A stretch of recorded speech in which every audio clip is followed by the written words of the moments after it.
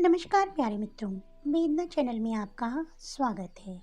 मेरी आज की कहानी है बेदर्द प्यार।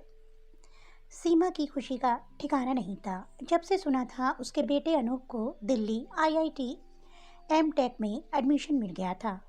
पूरे मोहल्ले में मिठाई बंटवा दी थी, कथा भी करवा दी थी घर में। खुशी सी फूली न समाती जब कोई उससे कहता, तुम्हारे बेटे ने पूरे मोहल्ले में तुम्हारा नाम रोशन कर दिया। आज से पहले इस छोटी सी जगह में कोई इतने प्रतिष्ठित संस्थान में नहीं पढ़ा होगा। यूपी के एक छोटे से शहर कीरतपुर में एक छोटी सी किराने की दुकान थी अनूप के पापा की। कभी न सोचा था कि बेटा एक दिन ऐसे नाम रोशन करेगा। अड़ोस पड़ोस वाले कहने लगे थे कि अब तो लड़के की बढ़िया नौकरी लगेगी, खूब अच्छे रिश्ते आएंगे, तुम्हारी तो निकल पड़ी। सीमा भी दिवा सपनों में खो जाती। एक सुंदर सलोनी सी आज्ञाकारी लड़की उसके सारे काम अपने जिम्मे लेते हुए दो दो पोते पोतियों की मीठी आहट उसे सपनों की रंगीन दुनिया की सैर करा देती। एक दिन ऐसे ही सपनों में खोई थी कि उसके पति सुरेंद्र ने उसे अपना फ़ोन पकड़ा दिया। लो, अनूप से बात करो, कुछ बताना चाह रहा है वो तुम्हें। उसे लपक के फ़ोन लिया। हाँ बेटा, कैसा है तू? ठीक से खा पी तो रहा है ना? कितना दुबला हो गया है, मैंने तेरी तस्वीर देखी थी। अनूप, माँ, मुझे बहुत अच्छी नौकरी का ऑफ़र है, शायद अगले साल ही हैदराबाद जाना पड़े। सीमा, उसका दिल धक से रह गया। अरे, इतनी दूर? अनूप, एक और अच्छी खबर है माँ। सीमा बेचैनी से, जल्दी बता बेटा। अनूप, माँ, मैंने तुम्हारे लिए बहू पसंद कर ली है, मेरे साथ ही पढ़ती है, वो भी मेरे साथ वहीं नौकरी करेगी। मिष्टी नाम है उसका। एक ही सांस में वो सब कुछ कह गया।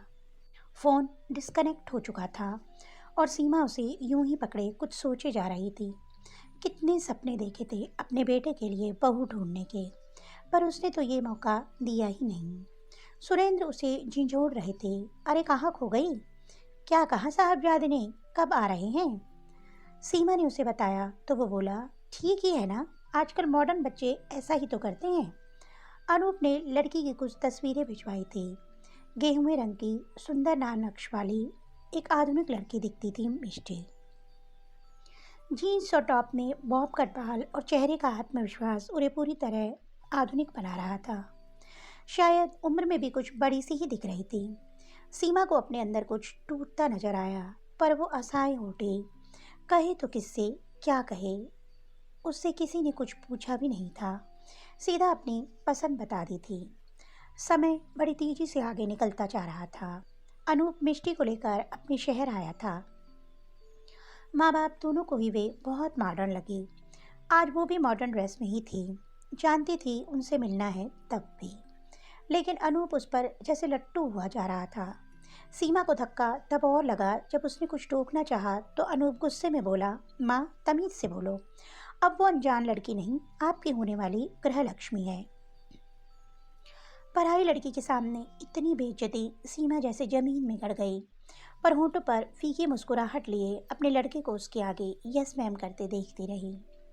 सीमा ने नोटिस किया कि वो लड़की अनूप को ज़्यादा भाव नहीं दे रही थी, पर उसका अपना बेटा उसके लिए पागल हुआ जा रहा था।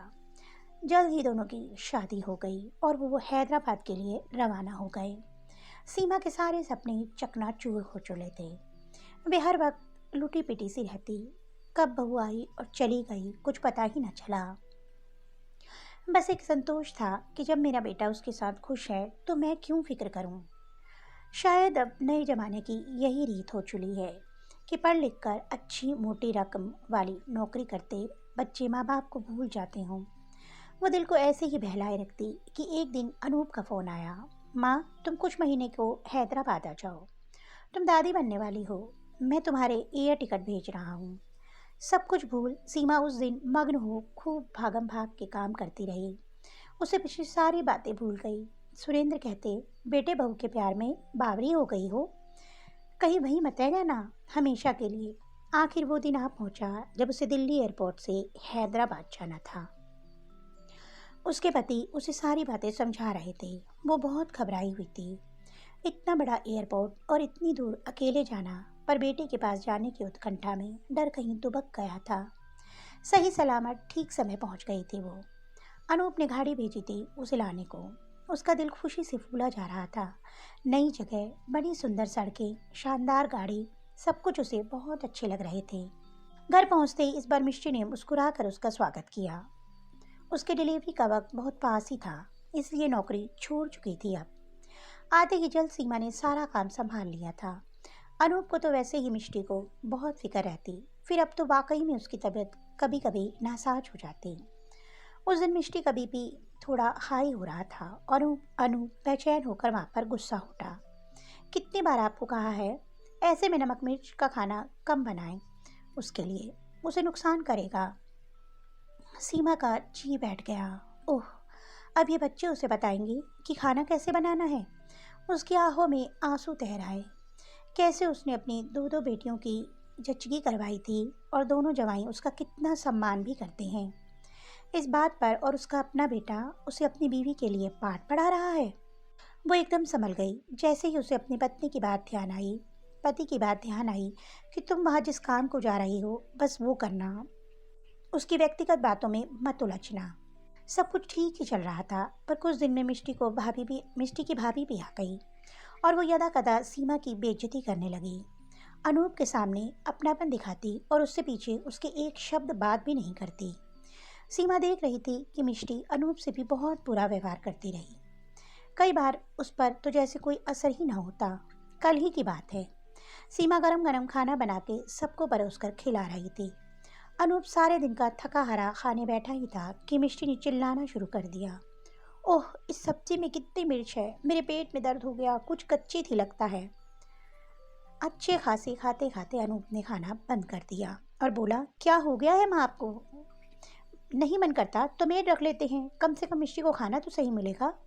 अब तो सीमा के संग आए दिन यही होने लगा। उसे एक डाइटिशियन ने निश्चित सूची पकड़ा दी थी, जिसमें सुबह का नाश्ता, लंच, डिनर के अलावा न जाने कितनी और जूस, सूप वगैरह बनाने थे। सीमा को दुख के साथ आश्चर्य भी होता कि अब कितने चोंचले हो गए हैं। कई बार मन करता भाग जाऊं अपने घर, पर फिर लगता जहाँ इतने दिन सह लिया, कुछ दिन और सही। वो सब कुछ बर्दाश्त कर लेती थी, लेकिन जब मिष्टी अनूप की इंसल्ट करती तो बेकाबू हो जाती थी, पर उन अनूप की हरकतों की वजह से असहाय हो जाती। क्या काला जादू किया था उसने अनूप पर वो नहीं जानती, लेकिन वो उसके हाथों की कठपुतली बनकर रह गया था। अब उनका बच्चा 3 महीने का हो चुका था और सीमा का धैर्य जवाब देने लगा था। सो उसने अनूप से लौटने की मनुहार की। थोड़ी बहुत नान उकर कर उसने माँ का रिटर्न टिकट करवा दिया। सीमा ने अपने घर आकर चैन की सांस ली। कई दिनों तक बीमार की तरह हाथ पकड़ ली, फिर धीरे धीरे वो सामान्य होने लगी। लेकिन कुछ लोगों की ज़िंदगी में एक बार भूचाल आ जाए तो काफ़ी समय तक संभलता नहीं। अचानक अनूप का फ़ोन आया उस दिन और वो दुखी हो बोला, माँ, मिष्टी मुझसे नाराज़ होकर लड़ झगड़ कर मेरे बेटे को लेकर अपनी मम्मी के घर चली गई। उसकी आवाज़ में घोर निराशा और दुख था, जिससे सीमा का दिल पसीज गया। उसने समझाया अनूप को, कोई बात नहीं, कुछ दिनों में तू मना लाना उसे। कहने को तो कह दिया था सीमा ने, लेकिन वो जानती थी कि मिष्टी के व्यवहार में अजीब सी क्रूरता थी अनूप के लिए।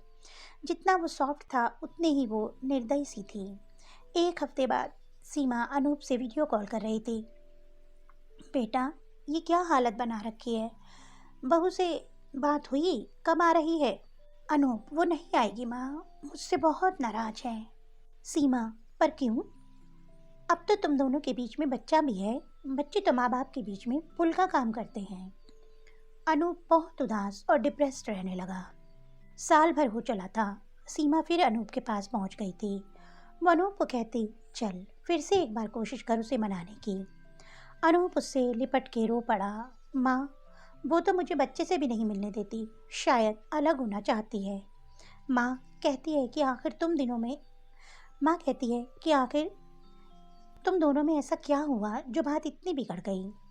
अनूप ने बताया कि वो बच्चे को क्रैच में छोड़ नौकरी करना चाहती थी और मैंने कुछ दिन और रुकने को कहा। बस नाराज हो गई और चली गई छोड़कर।